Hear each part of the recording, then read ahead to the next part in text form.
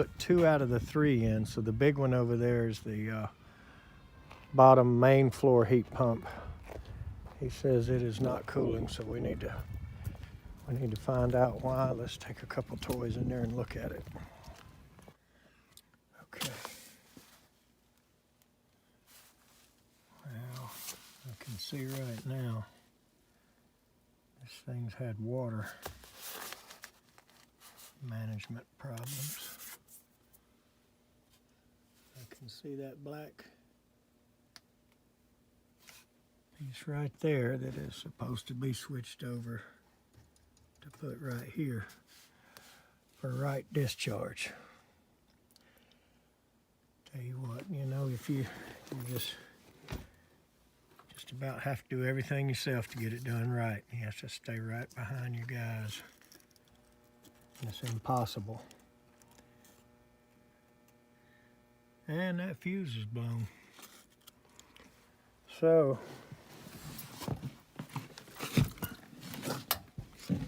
let's see if we can figure out why.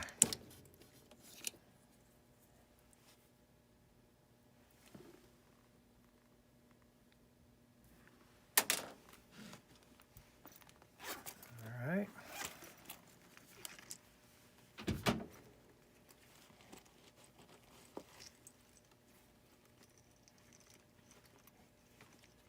So, as I always do in this case, I'm going to take the little short Pro tool.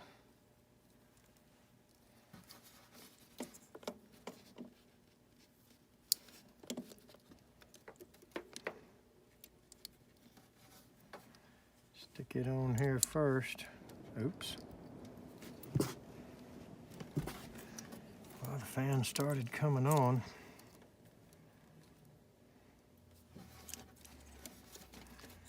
So what I'm going to guess will happen is one of the contactors is going to engage, and that's when it'll trip. So the fan is running now. Got no problem with that. Either that contactor there for the strips or the outdoor unit contactor 1. I'm just guessing. It's probably going to be what's causing it.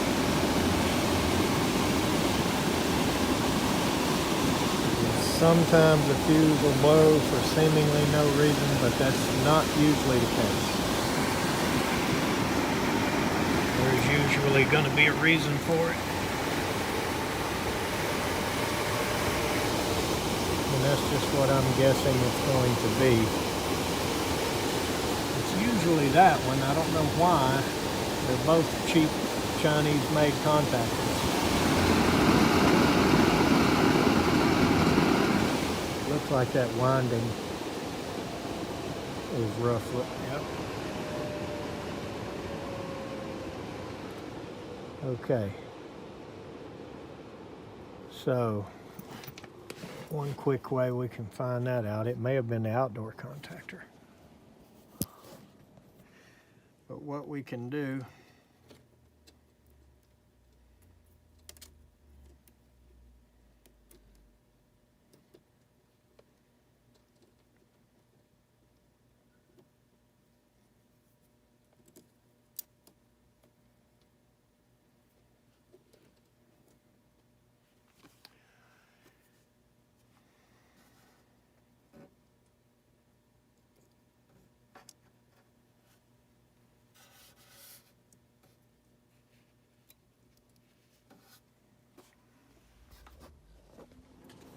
all right, so unhooking it, reset the short tool, and I took the white out of the mix.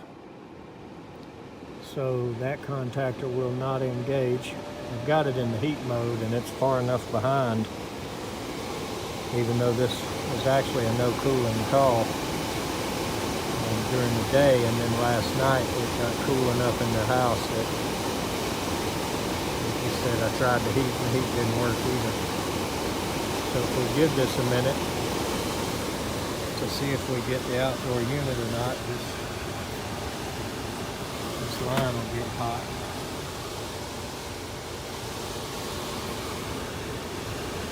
If the outdoor unit's running, and I do believe it's running already. So that tells us this contactor here, you can look at the windings on that coil.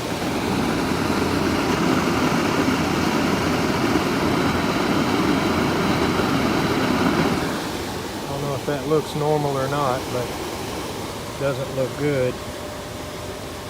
And yeah, this line is certainly warm now.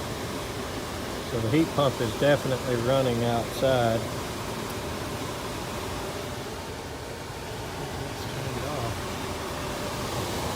There's our float switch. Okay.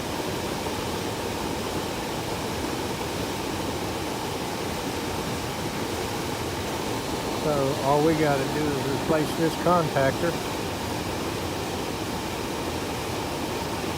and we'll be in business.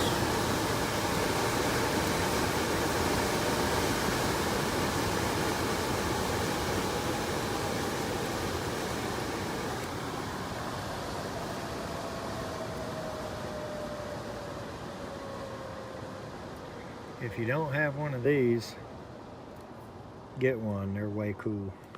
Power off. I'm gonna put this in it. Probably also made in China, but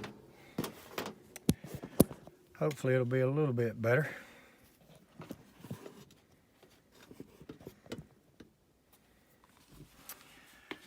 So, not going to say these Trane air handlers are the very easiest to work on, but once you get to know them, they're not too bad.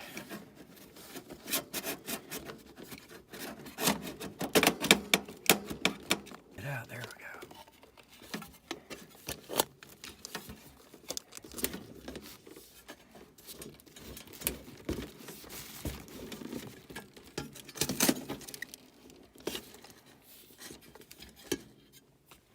There we go. Okay.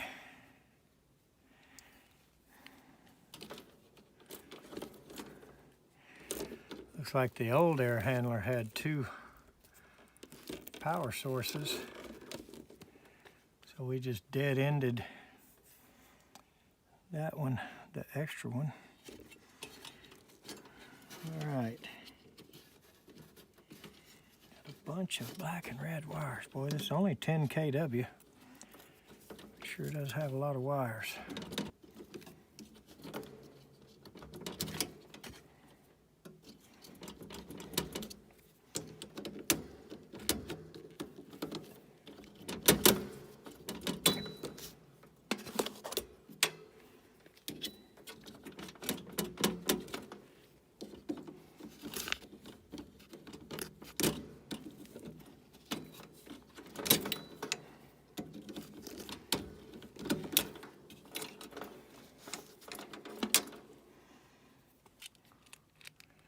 This little Klein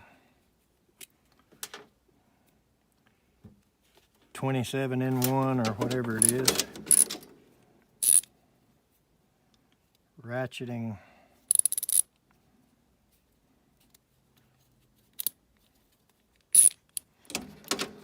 stubby, so it's too short and my other one's too long. So it's one of those times where if I was like you guys that carried the whole tool bag with me, I could have came up with a better tool. I have to dig that screw out I just dropped in a minute too.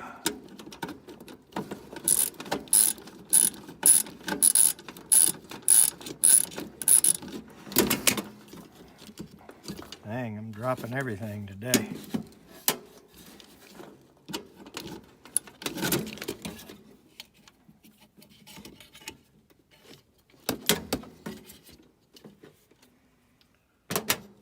But I do have some medium-sized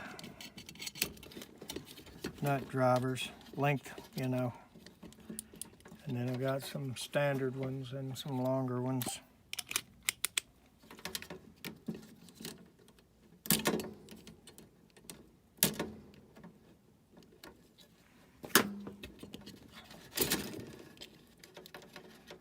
I'll tell you, these snap-on stay-cons, they go on to stay on.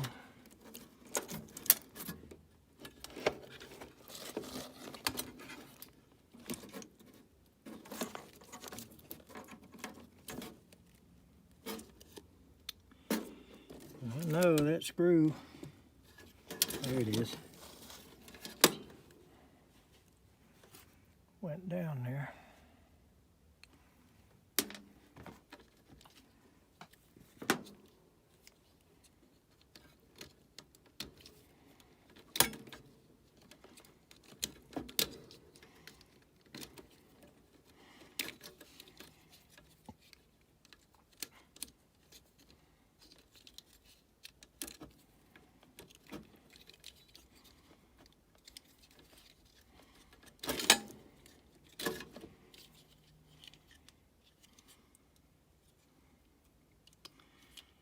Yeah, these little cheapos fail quite often.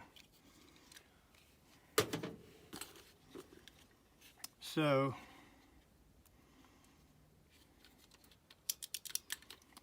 I'll put that back in about the same manner that we got it out in. Some 2 reds on the bottom.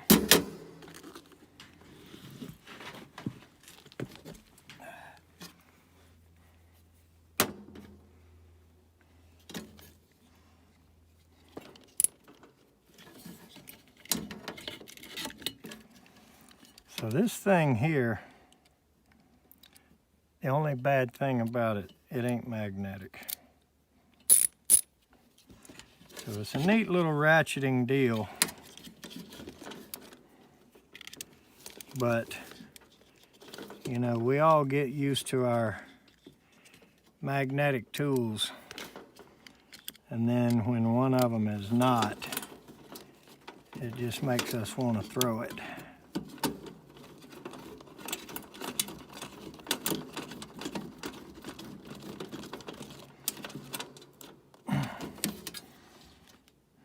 And that definitely is what I want to do with that one.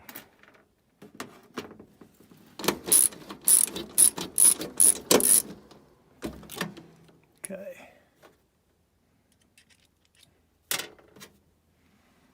Well, this thing takes a 5/16 bit in one side and a 1/4 inch bit in the other side, so that's actually 2, 4, 6, and then whatever that is, I guess that would be 7 in one. And there's probably something else it does that I don't even know about, I'm guessing. Okay, so let's put the reds on first.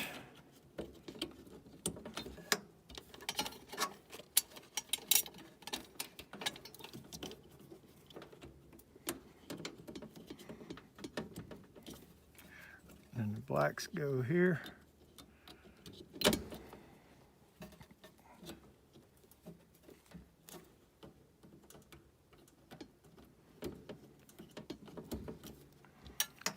This black with the white stripe.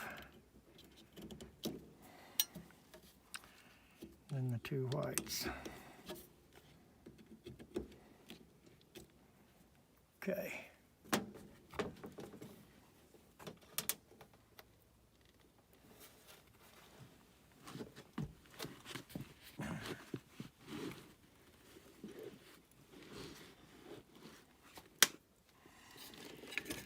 All right.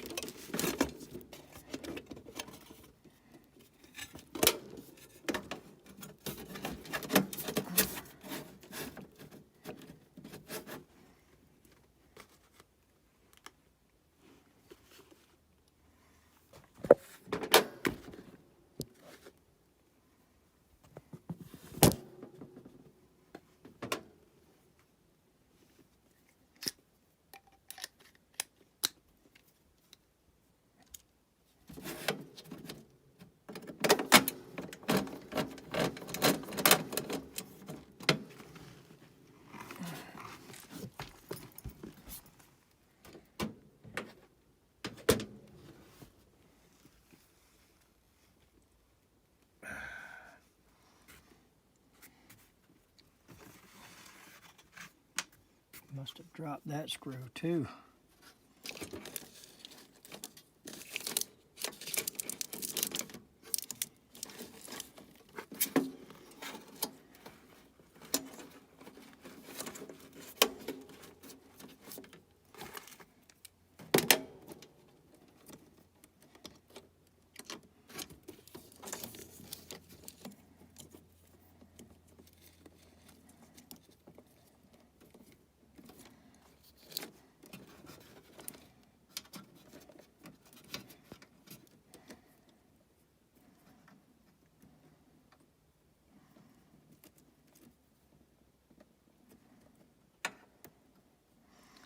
That's a lot to go under a blue wire nut right there. I think I'm going to take this orange off this red. It only has 3.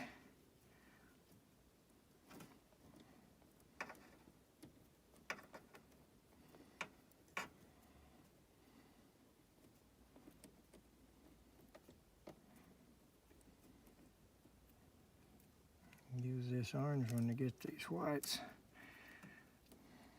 I don't think it needs but one of those whites because it's staged. Well, no, it would need one for each bank, I guess. But they're both going to one contactor. There's another one.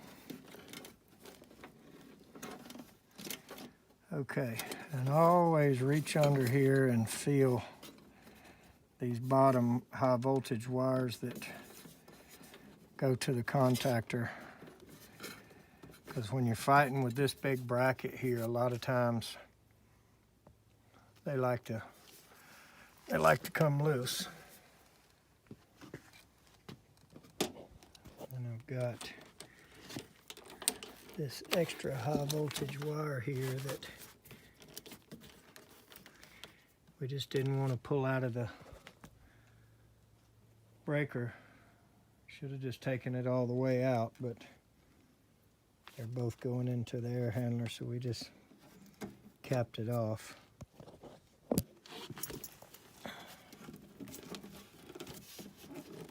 reposition everything.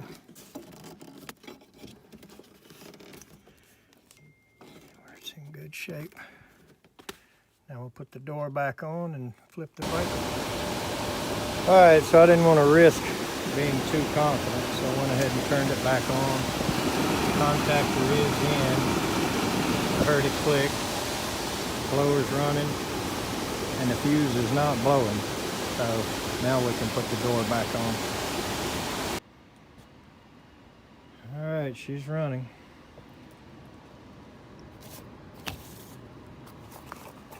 So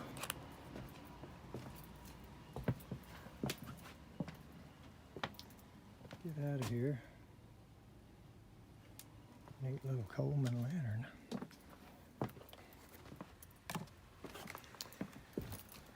And we'll show this to the homeowner, and unfortunately have to tell him that Trane puts cheap Chinese made contactors on the heat strips and that it's a common failure. All right, so, boy, that's nice. Little John Deere.